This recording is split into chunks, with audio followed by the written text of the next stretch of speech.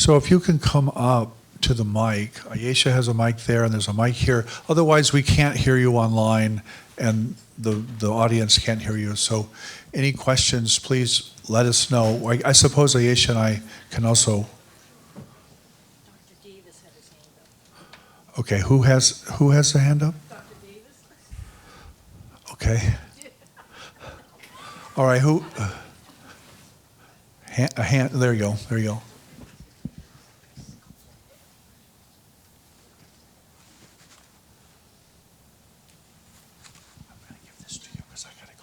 Technology.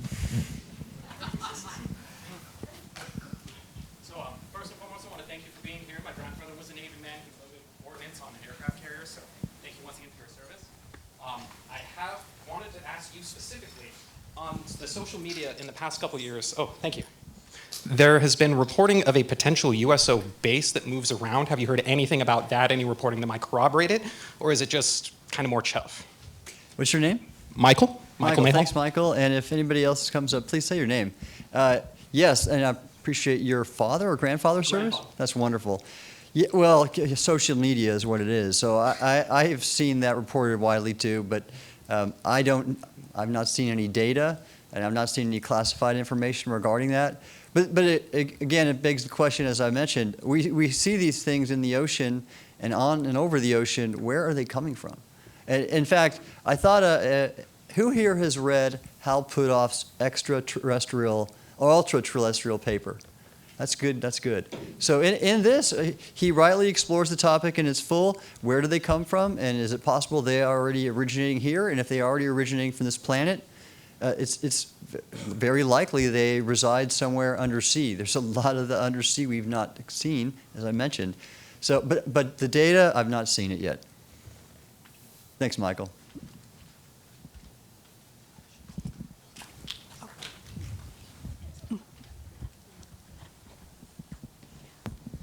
Hi, my name's John. I know that most of your service was in the oceans, and most of the examples that you showed us there were from the ocean. But are there examples of USOs in or around freshwater, lakes, reservoirs, that sort of thing, or is all the evidence so far ocean-based? Thanks, John. That's a good question. And he asked if these occur in lakes or freshwater bodies. And the answer is, at least based on eyewitness accounts published in the books I referred to, yes. And in fact, several. That Russian book includes a couple Russian lakes and examples of this, with even divers going down and observing NHI. Again, this is, I've not seen data, but that's what's been reported.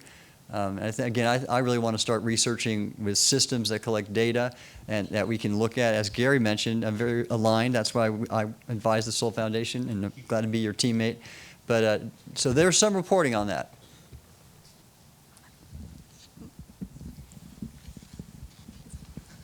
Hi, my name's Ed. Question, so the Navy has reported lots of things. There's a lot of data. It seems to be more data coming from the Navy on UFOs or UAPs. Has there been, to your knowledge, good coordination between the Navy and the Air Force on maybe something that came out of the water and went in the air, or has there been good data sharing in that area? Thanks, Ed. Good question, and the answer is no, not really. In fact, Chris Mellon's written about this. The Navy's been much more forthcoming in terms of reporting and pilots speaking out, and the Air Force has not. And Chris Mellon's addressed this in several really, I think, comprehensive articles about the Air Force's reluctance to report. Now, I will share a few things that are interesting about this to me. One is their undersea data and systems are so highly classified that it's going to be hard to crack the code on this, because we don't want our adversaries learning about our submarines, and so that's a problem. And so if you have undersea recording systems, NOAA has them, and the Navy does too. There's the fear and potential of getting our submarine signatures, as I spoke about, in that data. And we don't want that data to get in the hands of our adversaries. So it's a tough one right now to address. And now I will share something with you interesting, and that is Admiral Inman, a former Naval Intelligence Director, has spoken recently about the existence of a National Underwater Reconnaissance Office. I think it's a combination of CIA and Navy, and I was read into special access programs and all sorts of undersea information I've seen, and it's classified, and I've never even heard of that. So so my point being, he said that there was one doing classified information and surveillance, and I didn't even get a read into that. So that's how, and I was the oceanographer of the Navy, for goodness sakes. That's how tightly controlled this is. So this is a tough area to work into. Thank you for your service, Bud. Thank you, Ed. Yes, thanks for your service. My name's Tucker. Just in the last 6 months, back into October and then November, as we see that the New Jersey drones and things that seem to be coming out of the water, and then off of the East Coast, do you have any comments or things that you've read into or looked into with things that have been reported to come out of the ocean and then back over the land, similar to the same question? Sure. Your name again? Tucker. Tucker, thank you.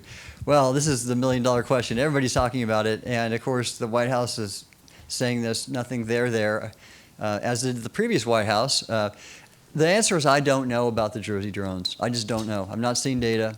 Now, I don't know. But I do know one thing, and I have a friend who's still in intelligence, that with a lot of the illegal migrants who've come in, there's a significant terrorist element that has been a part of that. And they are very actively pursuing drone development programs to target U.S. population. So I don't know if there's a correlation there or not with New Jersey's drones. I just don't. I haven't seen it, but I do know that that's there, and it's a big cause of concern for me. I don't know about the UAP nexus. Yes, Admiral. And I find it interesting that you weren't read into the Underwater Reconnaissance Office, because I found a reference to it in Jeffrey Rickelson's The U.S. Intelligence Community. And he came out with several books that surveyed the U.S. intelligence community. And unfortunately, he's deceased now. But I find it interesting and odd that you weren't read in, and yet it was in open literature. And he remarked that it was still classified. Exactly, yes. Thank you.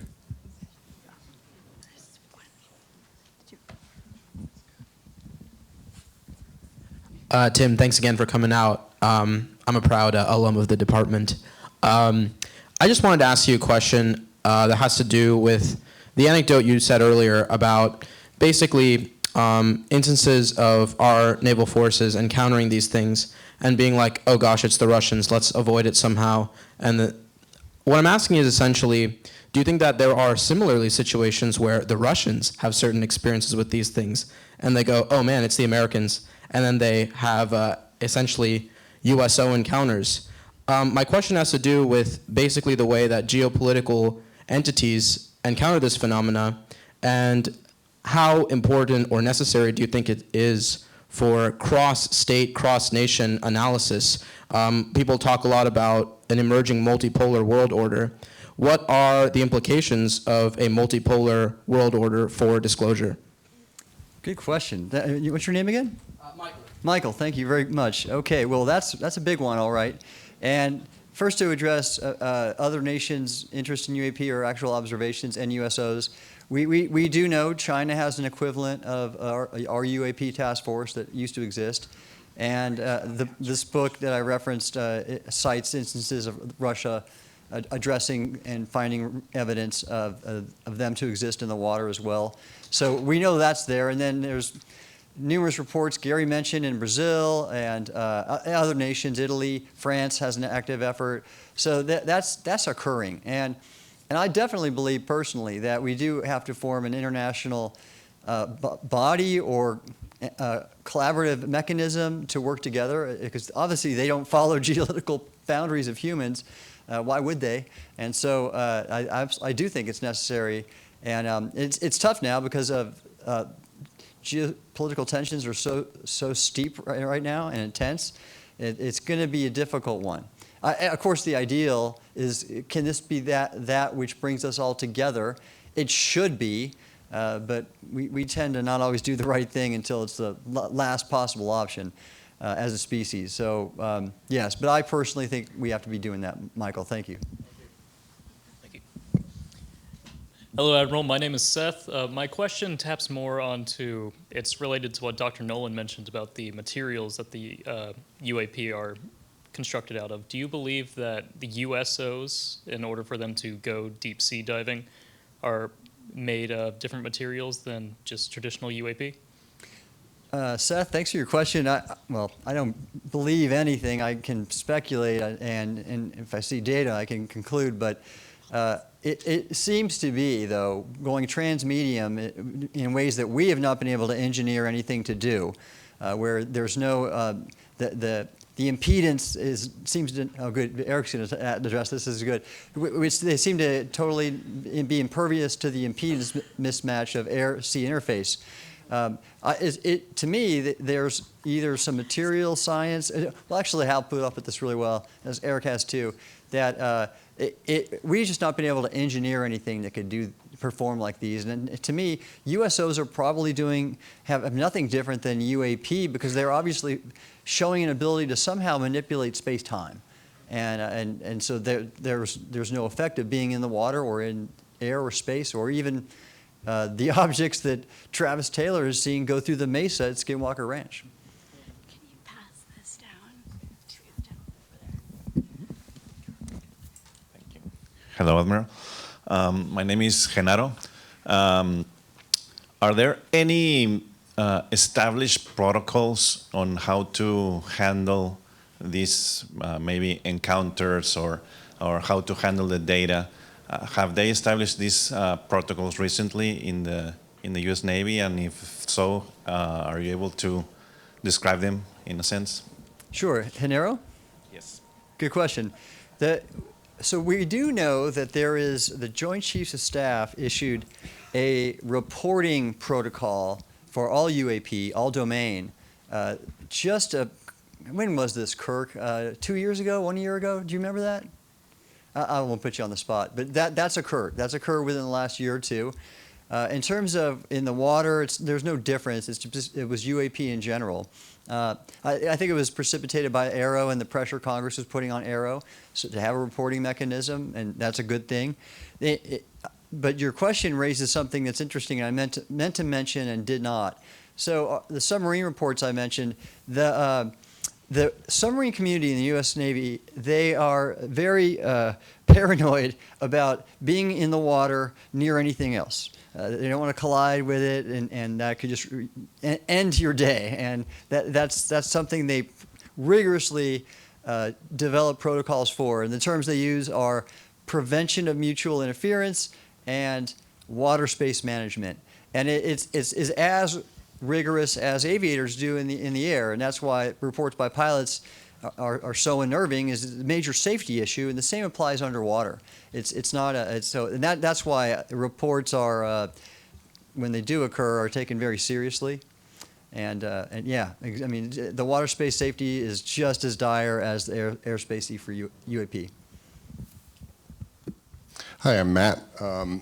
I understand that the way classification works, if you happen to be a first-hand witness, you might be prevented from talking at much length about it.